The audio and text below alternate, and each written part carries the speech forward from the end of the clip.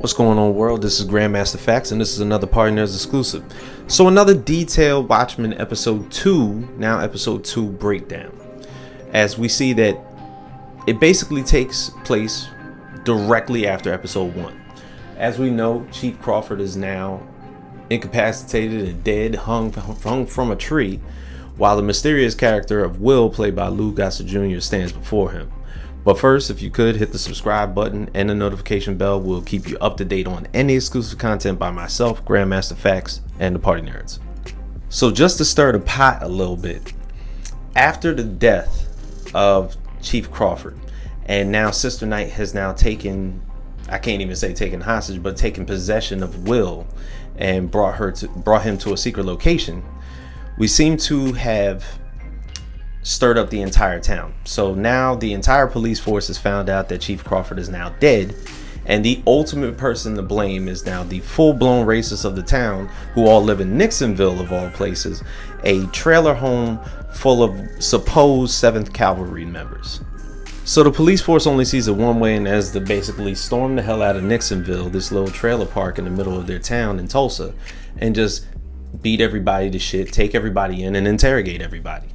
But before that, literally the first opening credits were basically a snapshot back to about World War II, and it is the Nazi regiment using a stenographer to basically dictate a message as far as propaganda to any colored platoons or black African American platoons that happen to be roaming the area, that this ultimately wasn't their fight. It was against the indoctrination of government society that was brought on by the Allied forces in World War II.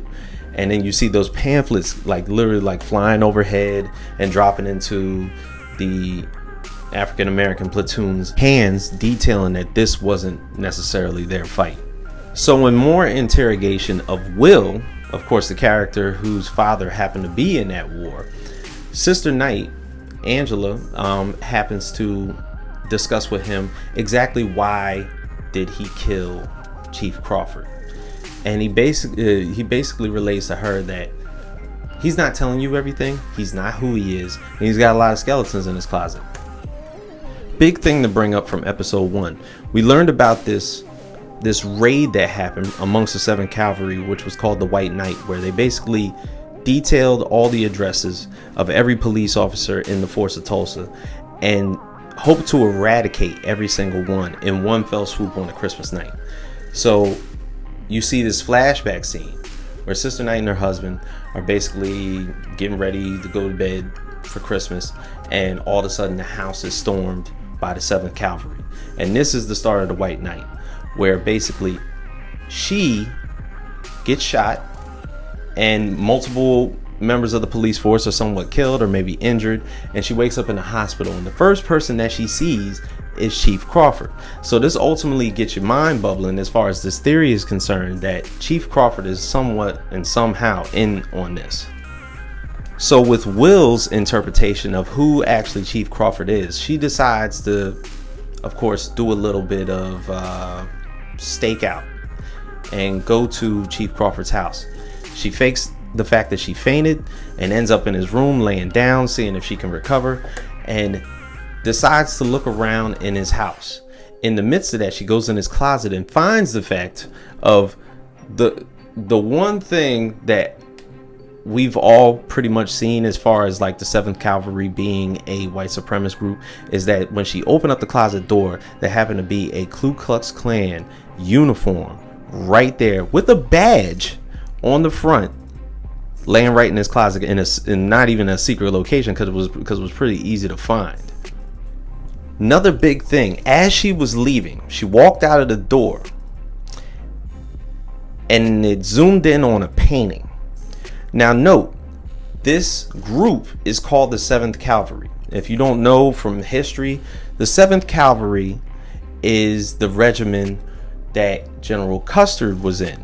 Now, General Custer, of course, died in this mission, but the thing is, General Custer, you got to remember, the 7th Cavalry are part of the militia force that was forcefully known for the eradication of Native Americans and spreading their genocide throughout America. But also in this episode, you realize that Adrian Velt, aka Ozymandias, has perfected the fact that he can clone shit.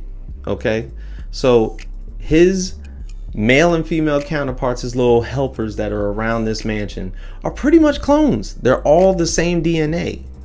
And he had them reconstructing a play, but the play was the origin story of Dr. Manhattan, where pretty much he got trapped inside of a genetic vault, and the nuclear grade basically stripped his body, and he gets reformed into the superhero that we now know as Dr. Manhattan. The clock, though, that was inside of one of the clones' hands that essentially burned up during this episode, because this play was as real as it could get, was still ticking. And ultimately, it almost just brings forth a lot more mystery as to what is up his sleeve this time, because he's been in hiding this far, and what is going to lead to his reemergence.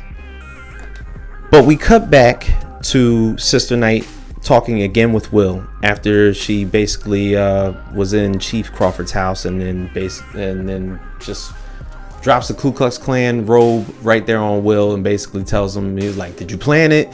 Are you trying to set him up? All he wanted to do was just shine a light in her face and let her know that the people that she's been working for all this time are not who they say they are. And she gets a phone call. And why? Because in the prior earlier in the episode, she took a coffee cup and basically traced the DNA on it. She gets a phone call back, and you see that basically Will is actually her grandfather. At 105 years old, she is a descendant of his. This is his granddaughter. So she's like, all right, fuck it. I gotta arrest this guy right now. He's over here pulling the wool over my eyes and pretty much playing tricks on me. So she gets him in the car, and then out of nowhere, he gets snatched up. Magnet on the top of the car, just whooshed away. Said he had friends in high places anyway, so fuck it. And that is the end of the episode. So ultimately, we're just getting cliffhangers after cliffhangers. But let me know what you guys think. Feel free to like, comment, and subscribe to us at the Party Nerds YouTube page. Hit me up, Grandmaster Facts, FAQS, on IG and Twitter. And stay tuned for more developments. Party Nerds go.